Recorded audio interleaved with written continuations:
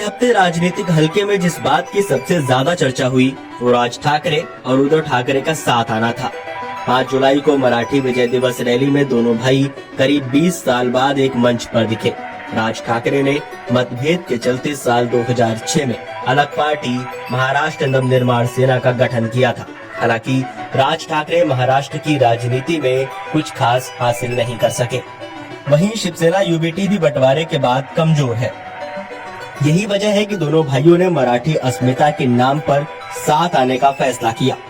महाराष्ट्र सरकार के 3 भाषा के फार्मूले के तहत हिंदी पढ़ाने के फैसले ने राज ठाकरे और उद्धव ठाकरे के साथ आने की जमीन तैयार की। राज ठाकरे और उद्धव ठाकरे पिछली बार साल 2005 में एक मंच पर साथ दिखाई दिए थे। उस वक्त शिवसेना से बगावत कर नारायण राणे कांग्रेस में शामिल हो गए थे। महाराष्ट्र की मालवण विधानसभा सीट से उपचुनाव लड़ रहे थे। उस उपचुनाव में नारायण राणे को हराने के लिए शिवसेना ने पूरी ताकत झोंक दी थी और उद्धव ठाकरे और राज ठाकरे ने मिलकर शिवसेना उम्मीदवार के लिए चुनाव प्रचार किया था। हालांकि उस वक्त उद्धव ठाकरे और राज ठाकरे की जोड़ी मतदाताओं को लुभाने में नाकामयाब रही थी और नारायण राणे भारी बहुमत से चुनाव जीते थे। राणे ने शिवसेना उम्मीदवार की जमानत जब्त करा दी थी। कुछ महीने पहले फिल्म निर्माता महेश मांजरेकर के पॉडकास्ट में राज ठाकरे ने उद्धव ठाकरे से हाथ मिलाने के संकेत दिए थे। महेश मांजरेकर ने पूछा कि क्या अब भी दोनों भाई साथ आ सकते हैं। इस पर राज ठाकरे ने कहा, महाराष्ट्र के लोगों के अस्तित्व के सामने हमारे मतभेद कुछ भी नहीं है, इसलिए मुझे नहीं लगता कि साथ आना कोई मुश्किल है। सिर्फ इसकी नीयत होनी चाहिए। ये सिर्फ मेरी बात नहीं है और न ही मेरे हितों के बारे में है। हमें बड़ी तस्वीर देखनी चाहिए। राज ठाकरे का बयान सामने आने के बाद शिवसेना यूबीटी प्रमुख उद्धव ठाकरे ने भी तुरंत सकारात्मक प्रतिक्रिया दी। उन्होंने कहा कि मैं छोटे मोटे झगड़ों को किनारे रखने के लिए तैयार हूँ। मैं सभी मराठी लोगों से महाराष्ट्र की भलाई के लिए एकजुट होने की अपील करता हूँ, लेकिन एक तरफ उनका यानी भाजपा का समर्थन करना और बाद में उनका विरोध करना, इससे काम नहीं चलेगा। राज ठाकरे और उद्धव ठाकरे के बयानों के बाद महाराष्ट्र की राजनीति में दोनों भाइयों के साथ आने की चर्चा शुरू हो गई। हालांकि इस बीच कुछ नेताओं के बयानों ने भ्रम भी पैदा किया था। मनसे नेता संदीप देशपांडे ने अपने बयान में कहा कि राज ठाकरे तभी शिवसेना यूबीटी के साथ गठबंधन पर विचार करेंगे जब शिवसेना यूबीटी की तरफ से कोई अच्छा और मजबूत प्रस्ताव दिया जाएगा।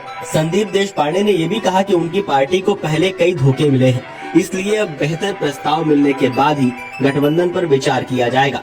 चाहे 2014 हो या 2017, हमने प्रस्ताव भेजा लेकिन उन्होंने हर बार धोखा दिया। अब अगर वे हमारे साथ गठबंधन चाहते हैं तो उन्हें राज ठाकरे को इसका प्रस्ताव भेजना होगा और राज ठाकरे उस पर फैसला लेंगे। हालांकि शिवसेना यूबीटी के राज्यसभा सांसद संजय राउत ने कहा कि मराठी लोगों की भलाई के लिए उद्धव ठाकरे राज ठाकरे के साथ गठबंधन के लिए मन से और दिल से तैयार हैं। इनके अलावा भी कई नेताओं के बयान सामने आए जिनसे भ्रम की स्थिति बनी, लेकिन 3 भाषा फॉर्मूले के तहत हिंदी पढ़ाने के महाराष्ट्र सरकार के फैसले ने इस भ्रम की स्थिति को खत्म कर दोनों भाइयों को एकजुट कर दिया।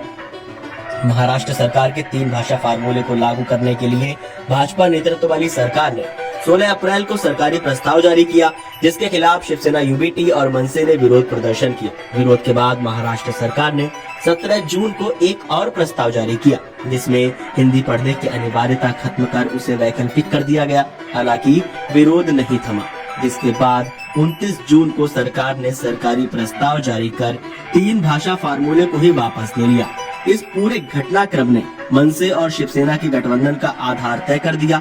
यही वजह रही कि सरकार द्वारा भाषा 3 फार्मूला वापस लेने के बाद ही दोनों पार्टियों ने 5 जुलाई को साझा रैली करने का ऐलान कर दिया। दोनों पार्टियों ने सरकार के फैसले को अपनी जीत के तौर पर प्रचारित किया और कहा कि मराठी एकता से सरकार घबरा गई।